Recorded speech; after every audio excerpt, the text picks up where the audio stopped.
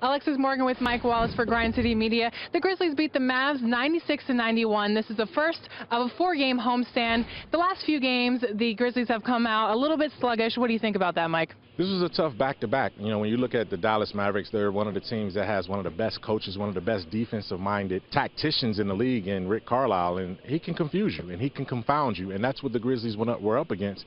At the end of the day, this is a team that's 4-1 right now. They're 3-0 at home. They're 1-0 on this current four-game homestand, and as long as they continue to build towards momentum and try to pick up a few more wins at home before going out west next week, they're in the right spot. Now, Alexis, you were in the locker room after the game. What were some of the reasons that Mark and Mike specifically gave you about how the team has played these last two games?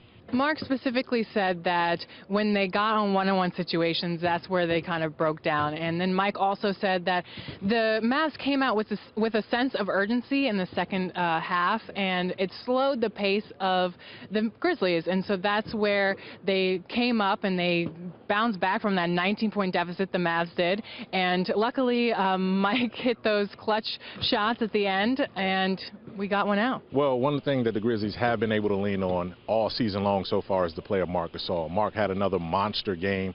Obviously, he's one of three players in the league averaging at least 25 points and 10 rebounds. The other two are Giannis Antetokounmpo and DeMarcus Cousins. So what MEMvDAL also said was that this team is going to continue to ride Mark until the rest of the guys sort of get their offense and their flow going.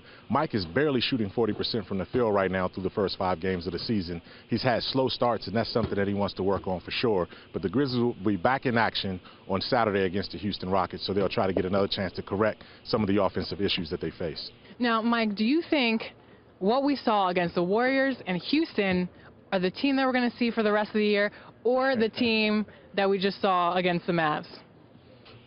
That's been the Grizzlies' MO for quite some time. I mean, yes, the core 4 era is gone. Zebo's gone. Tony Allen is gone, but Mike and Mark are still here. One of the things we also have to keep in mind, too, is that this is a team that doesn't have all of its cards yet. You know what I mean? JaMychal Green is still out.